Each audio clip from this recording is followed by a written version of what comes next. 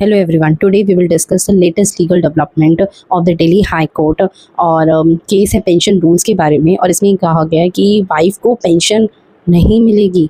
Hi, welcome to my YouTube channel Law by Saloni Bhutani. Let's start with the case law in a simplified judgment of the Delhi High Court is the name is Vidya Devi versus Union of India and it's a February month judgment. It's an important judgment. So let's discuss first of all facts को discuss करते हैं कि क्या facts इसके ये हैं कि एक आर्मी ऑफिसर थे। लेट सपोज एक आर्मी ऑफिसर थे, उनकी वो शहीद हो गए एंड मतलब उनकी डेथ कॉज हो गई, शहीद हो गए। तो और वो मैरिड थे और उनके बच्चे भी थे। ओके, अब वो शहीद हो गए तो उनकी जो पेंशन है वो उनकी वाइफ को मिलनी चाहिए, ठीक है। बट इसमें एक कैच है, क्या कि उनकी एक और वाइफ भी थी, मतलब कि सेकंड वाइफ थी उनकी एक। सपोज फर्स्ट वाइफ का नेम है बी एंड जो सेकंड वाइफ है उनका नेम है सी।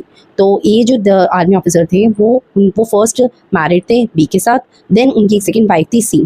अब इसमें क्या हुआ कि उनके भी बच्चे थे। अब पेंशन जो है वो मिलनी according to the army act के अकॉर्डिंग, आर्मी जो स्ट्रिक्ट रूल्स हैं उनके अकॉर्डिंग, जो एक ही डेथ के बाद जो पेंशन है उनकी वो किसको मिल रही थी, बी को मिलनी स्टार्ट हो गई थी। अब यहाँ पे इंटरवीन करती है सी जो सेकंड वाइफ है एंड वो कोर्ट में जाती है। वो कहती है कि मेरे को भी पेंशन मिलनी चाहिए, मेरा भी राइट है एंड मेरे बच्चे हैं एंड तो मेरा क्या होगा इसमें। According to the Hindu marriage act, अब इस हिंदू मैरिज एक्ट के अकॉर्डिंग तो ये है कि सेक्शन 11 रेड विद सेक्शन 5 हम ये देखते हैं कि मैरिज जो है वो वॉइड है। वॉइड क्यों है? क्योंकि फर्स्ट मैरिज अभी भी एग्जिस्ट कर रही है, इसमें डाइवोर्स नहीं हुआ फर्स्ट वाइफ के साथ, तो सेकंड मैरिज तो एग्जिस्ट कर नहीं सकती, इट्स अ बाइगेमी। और रेड विद सेक्शन 11 तो ये वॉइड एबनीशियो है, इनिशियली से ही मैरिज वॉइड है।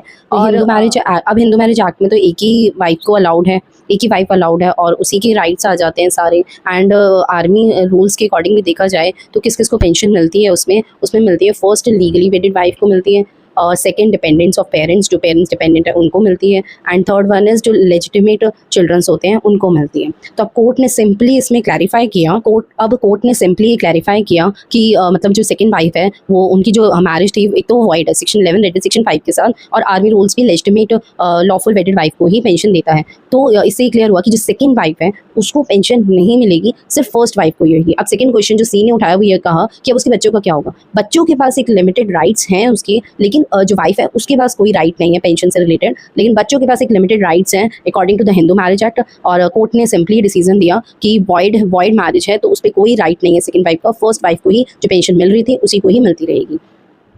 हाँ, अब तो ये एक सिंपल जजमेंट था Delhi high court, but it's a very important judgement according to the judicial exams. For the judicial exams इसमें प्रैक्टिकल क्वेश्चन भी पूछ सकते हैं और डायरेक्ट क्वेश्चन भी आ सकता है, कॉन्सेप्चुअल बेस्ड क्वेश्चंस भी पूछे जा सकते हैं, लाइक दिल्ली, हरियाणा और यूपी में बेसिकली कॉन्सेप्चुअल बेसिक क्वेश्चंस पूछे जाते हैं। तो अगर आपको ये वीडियो अच्छा लगा हो तो please subscribe, like and share. And कुछ भी अगर आपको कोई भी अगर क्वेरी हो तो आप नीचे कमेंट सेक्शंस में मैसेज कर सकते हैं। Thank you so much, bye bye.